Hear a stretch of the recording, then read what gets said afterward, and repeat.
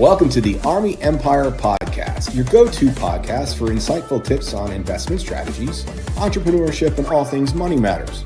Join Bernard Alerte, your guide on this journey to financial freedom. Each episode will dive into expert advice, practical strategies, and inspiring stories to help you take control of your financial future. Whether you're an aspiring entrepreneur or a seasoned investor, we've got something for everyone. So get ready to unlock your financial potential and make your money work for you. And now, let's welcome your host, Bernard Alerte.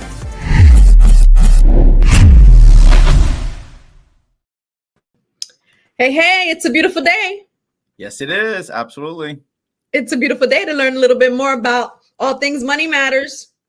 Yes. We're excited, man. We have a lot of cool stuff to share today. Yeah, it's going to be fun. How is it going over there, Bernard? Doing great. Very, very excited. Very excited what's happening. It's crazy because the podcast we had today, I've been getting so many calls. Everybody's watching the news, and I've been getting some calls from a lot of clients. Oh my gosh, so the market, being in a financial field, the market's been down the past week, and everyone's so nervous. Oh my gosh, what's happening with this? Tariffs, this, all these things.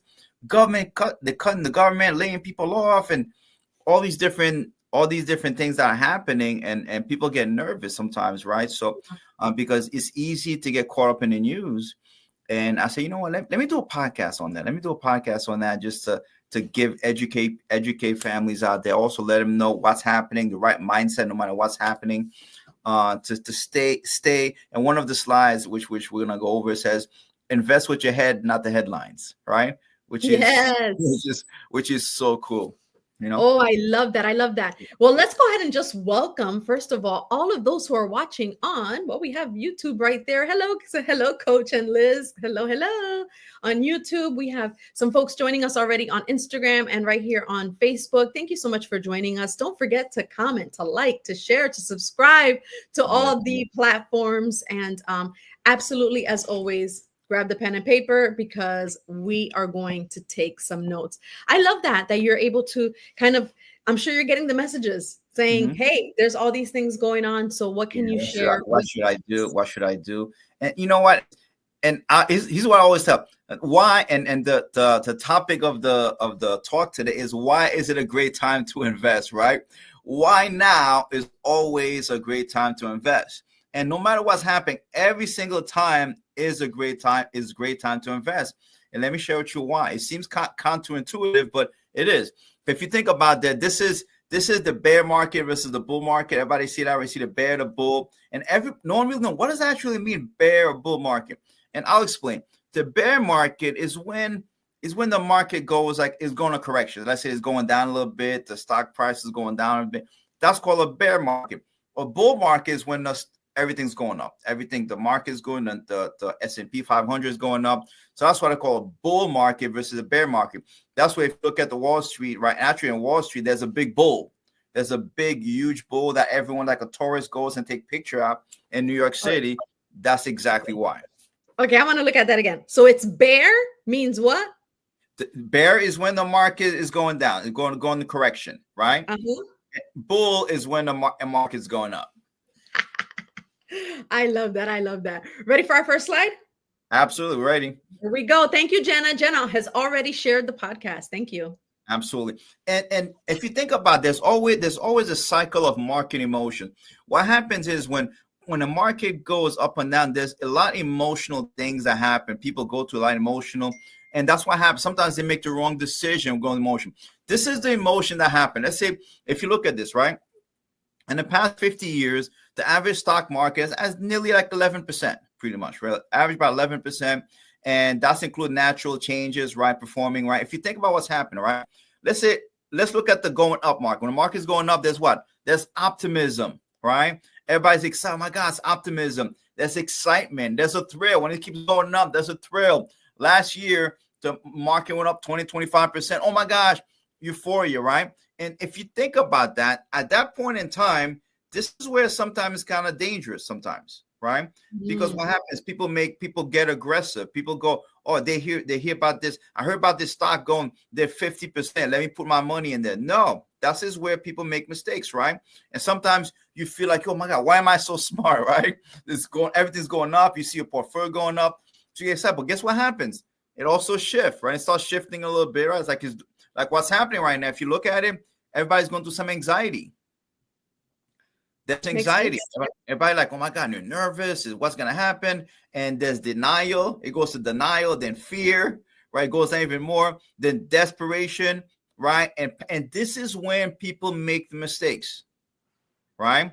But this is where, see, when it goes to between fear and desperation, what are some of the things that you have to say? Is temporary setback. I'm a long-term investor, right? Unless you're retiring tomorrow or next week, you don't have to worry about it. For most people, it's a long-term project, right?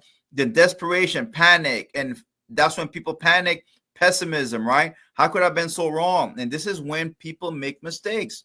People, man, you hear your friends, oh, get out of the market, take your salary, stop, go put your money in cash, put your money in the bank, put your money under the mattress, right? Mm-hmm. And this is when people make mistakes. Then guess what happens? It goes back up. It starts transition. Then there's a little skepticism, right?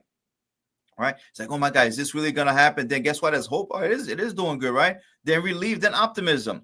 So and it's like a cycle, emotional cycle people go through, right? Yeah. But what happens is when you make decisions based on emotion, when it comes to money, when you make emotional decisions when it comes to money, always the wrong decisions.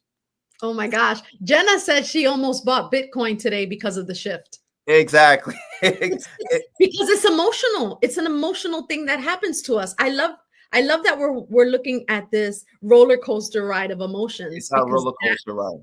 Yes, the heavy hitters are live. Thank you, Albert. Absolutely.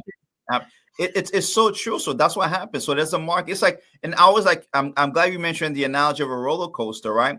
Think about it. If you're on a roller coaster, when's the best time to get off a roller coaster? When it stops. When it stops, you get off. You don't jump out of a roller coaster.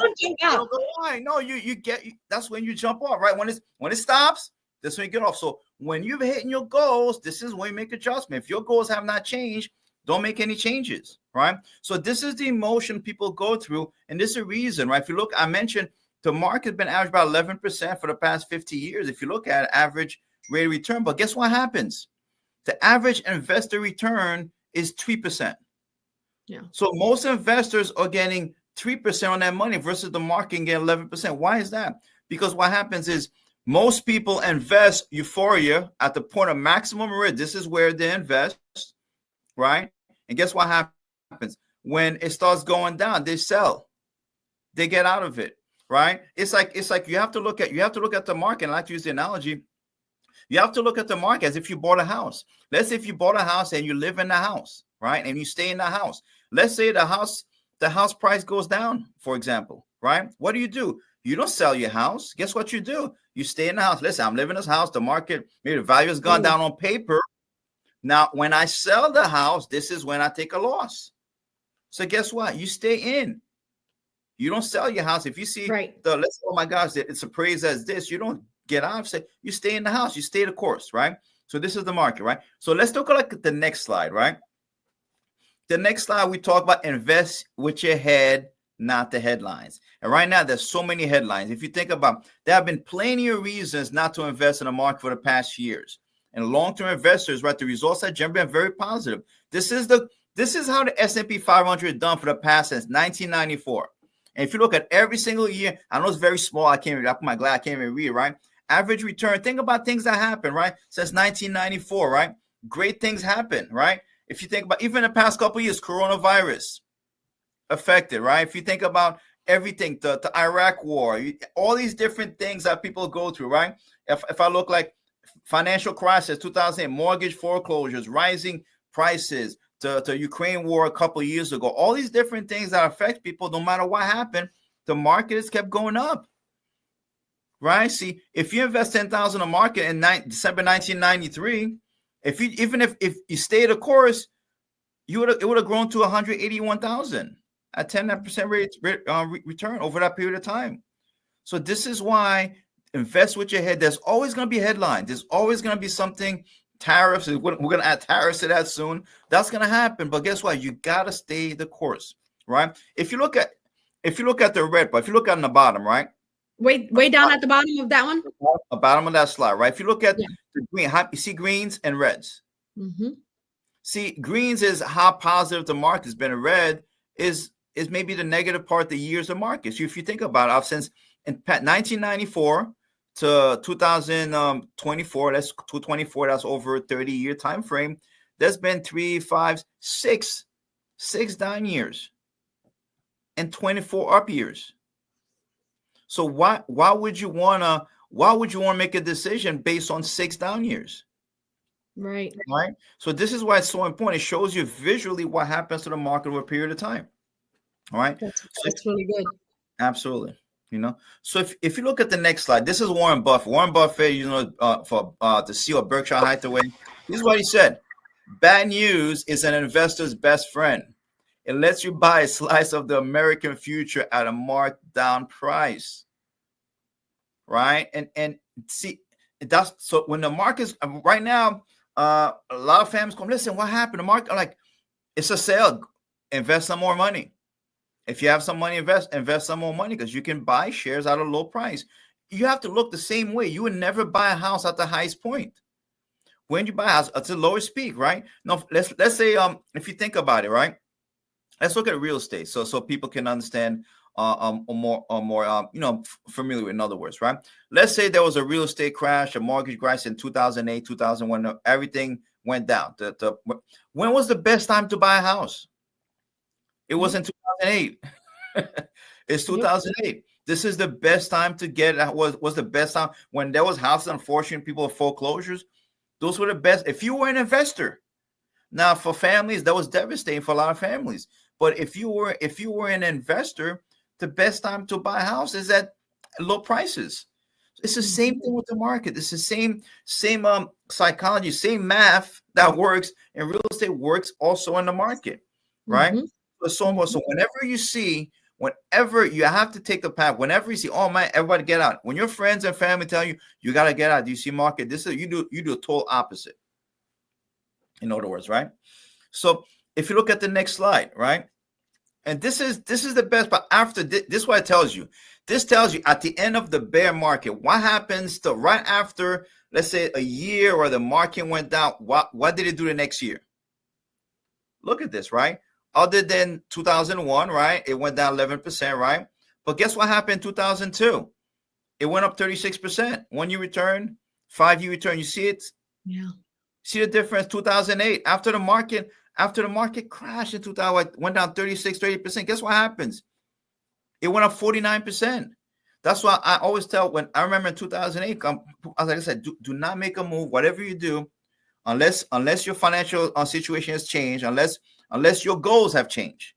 Do not make a move. As a matter of fact, if you can invest more money, invest more money. And guess what happened? The people that stayed the course did well. 2009. Hey, I'm with Robert Brown here. He's saying stay the course. That's exactly what we're hearing here. Stay the course. 2020 up 70. See, that's the difference. Stay the course. If your financial goals haven't changed, should you approach your investing? We can help answer that question, right?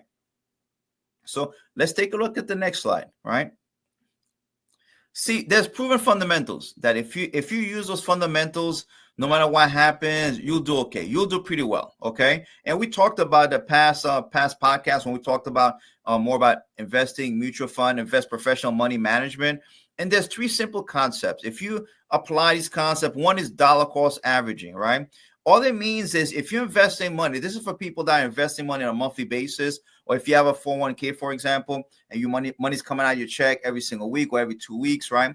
See, investing a fixed amount at a regular interval eliminates having to predict when to invest, as you will be able to take advantage of the market highs and lows by purchasing fewer units when the prices are high and when units are low. So what does that actually mean? That means you get a sale, right? If, for example, if you can get 2 for 1, why not? Right? And so whenever, if you're investing money consistently on a monthly basis or every week, it doesn't matter what the market does, right? And I'll show you an analogy, right? What it means. The second one is discipline. which is the hardest part in the middle, is by staying focused and staying invested to the market activity, you can increase long-term potential, because missing even a handful of best performing days makes a big difference, right? Over a period of time. Diversification by investing in different. This is why mutual funds so important. It gives you a way to diversify. It gives you a way to you'll be able to invest in different industries without going individually, and it takes all the research out of investing. So you're able to be on automatic. You know what you're doing. You pick a fund that's really comfortable with different asset class, and you stay the course, right? In other words, right? And I'll show you. Look at the next slide. Let's talk about dollar cost averaging, because I think it's so powerful, right? Think about it, right? If there was two investors, right? This is a proven method, dollar cost averaging. If I was to tell you, which investor would you want to be? The one in the rising market, investor one, right? They're investing $100 a month, right? One is in a rising market, just going up like that, or one that fluctuates, like I showed, going through the emotional, right? That fluctuating market, right? Which example would you prefer?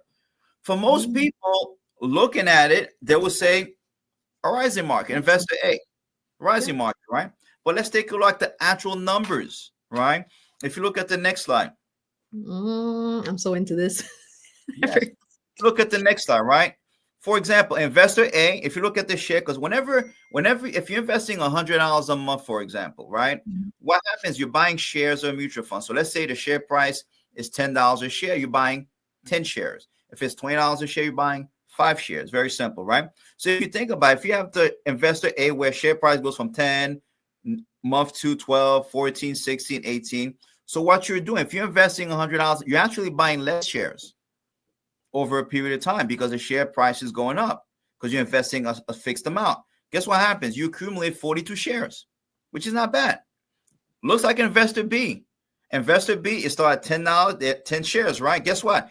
The third month, $7 a share. It went down to $7 a share. Guess what? Since you invested 100, you bought 14 shares. You see that? You bought 14 shares, right? Let's say month 4.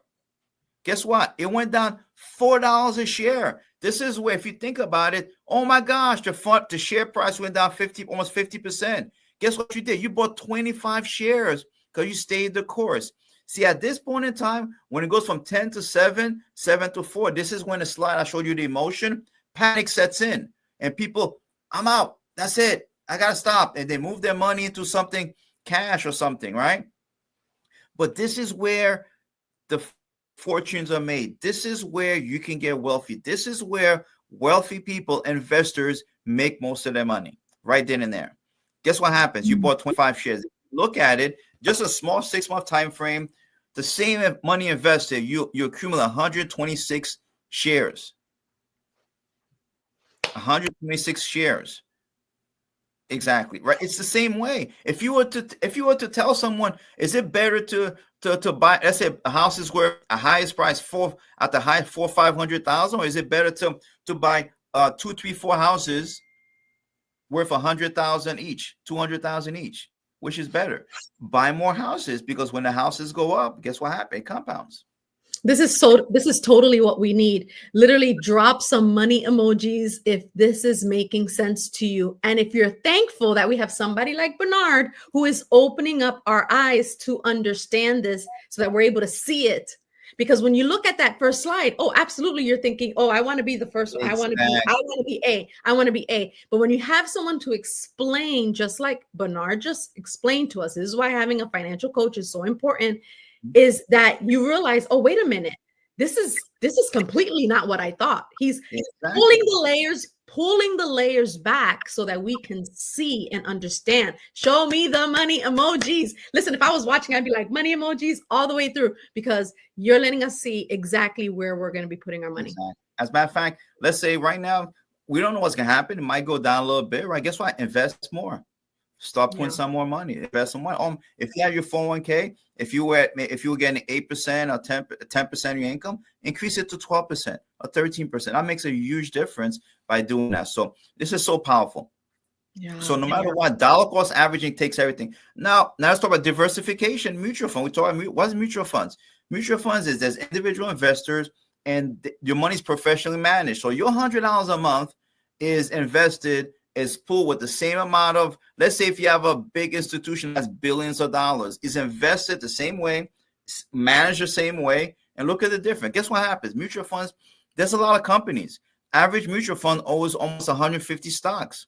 So rather than invest in one stock, so if you invest in one stock, it can go up and it can also go down. Right. But if you have like a portfolio that has 150 stocks, a lot of companies, where and you're able to invest in the market. Like people tell me like, oh, I want to invest in Apple, I want to invest in Tesla, I want to invest in Nvidia, I want to invest in Amazon, I want to Disney, all these. No, guess what happened? You find a mutual, you can invest in all those. Find a mutual fund that has all these companies put together, and this way there's diversification. Yes. And you have professional money managers. Their goal is to make money for you. So they're gonna track everything. So they're able to, you know what, this fund's not doing that good. Let me just take some money, sell that, and they're able to move the money around. So you don't have to sit around and guess and oh my gosh and look at the every single data research, because you pay them to do the research. Yeah.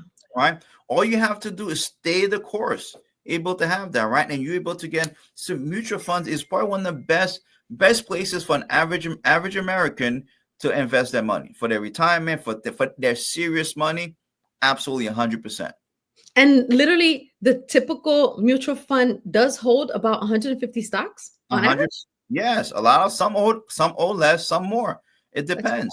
And that's the best part about that, you know. So I always tell people there's serious money and play money. Your serious money, you need to be professionally managed, like in a mutual fund, managed account, or annuity or something. Play money, then if you want, like Jenna says, let me try Bitcoin, right? I'll invest some money in Bitcoin. If you want to do that, but you also have to understand you're taking a risk.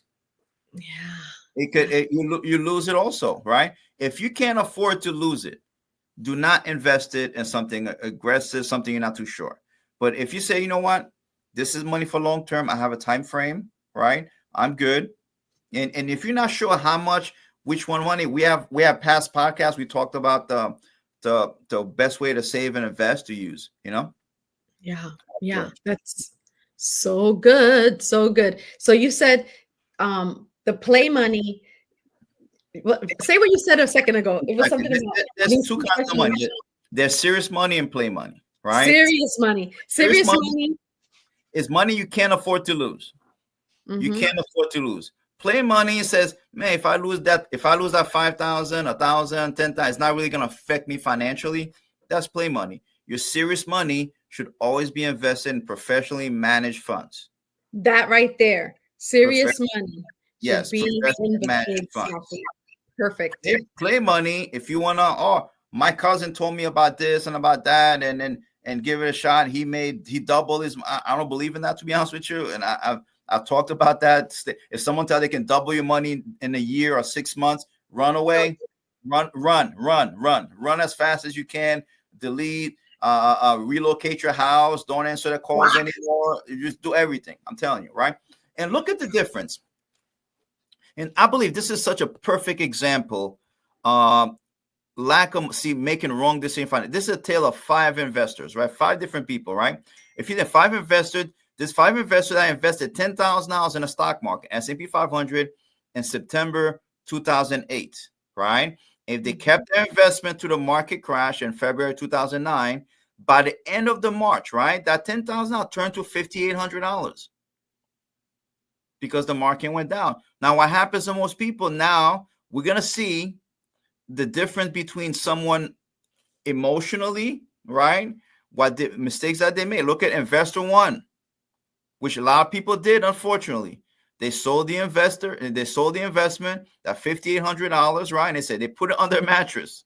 That's it. I'm never gonna try again. That's it. I lost money. And guess what happened? By the time you get to 2000, right? If you look, they would have $5,800. Yeah. That's it. It wouldn't have grown. As a matter of fact, they lost money because inflation went up, right? Mm-hmm. Now, Investor Two, what they did, they sold the investment, right? That's why they sold the investment and they put it in a money market fund where they got maybe less 1% or 2% interest. So that $5,800, they say, I don't lose any more money. And guess what they did? They have $6,500 now, right? Investor 3, guess what they did? They held on to the investment, but they did not begin a monthly investment. So what they did, they say, you know what? They didn't add any more money to it. They say, you know what? I'm gonna leave the money in the fund. I'm not gonna touch it. And they did pretty good because now they have 50,000 because they did not move. They said, let me keep it there. It's long term. I don't need to take it out. Now, investor number 4, they sold the investment, right? Not only they sold the investment and they put it in the money market, but they added $583 a month on top of that. Right? And now, so they invested 109,000 total. And guess what? Now they have 120,000. Right? Investor 5, which we encourage every single person to be. Guess what they did? They held on to the investment. They said, oh my gosh, I'm going to invest more money on a dollar cost average. And guess what happened? That account grew to 349,000. So that's in a 14-year time frame. In a 14-year time from 2009 to 2020, end of 2023. Guess what they did? They say, you know what? They understood. They listened to Bernard, right? Or someone like me, right? I told, listen, just keep investing money. Just keep your invest money every month. Don't worry about it. Just don't. And guess what? Your dollar cost averaging, and by doing that, that account would have grown to 349,000. Look at the difference. It's crazy. That is the huge difference, you know, wow. Because no matter what happens, listen, and just to wrap it all, Warren Buffett says, let me be clear on one point. I can't predict the short-term movements of the stock market. I haven't the faintest idea to where the stock markets will be higher or lower a month or a year from now.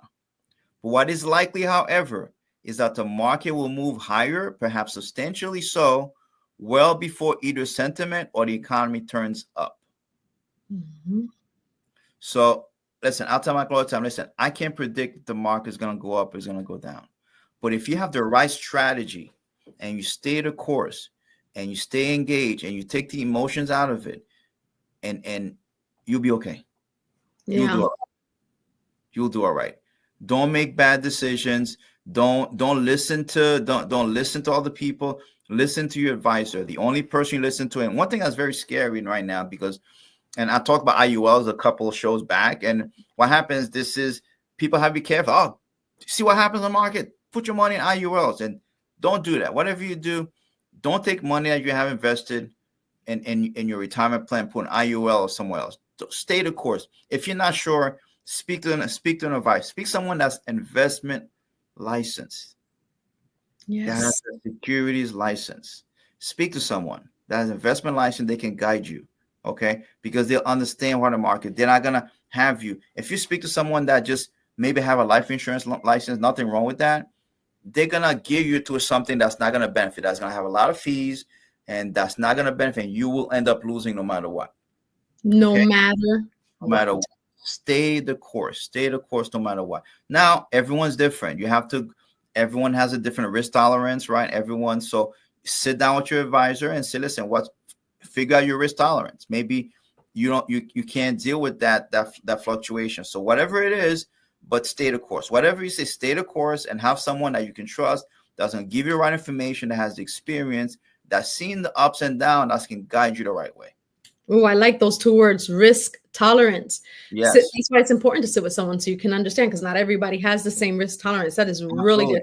I think the key points here throughout the entire episode, these past 25 minutes, has been stay the course, invest with your head, not with the headlines. Yeah. Mm-hmm. Yeah, you don't want to do that. History is a great teacher. And look, Lori just said, and I agree with her, take the emotions, just like you said, Bernard, take the emotions out of it.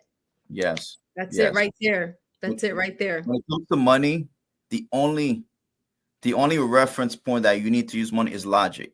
Emotions, when you use emotions, you're always going to make the wrong decisions when it comes to money. Yeah. Well, next time I see these two, I'm going to look at it with a different mindset. Actually, yeah.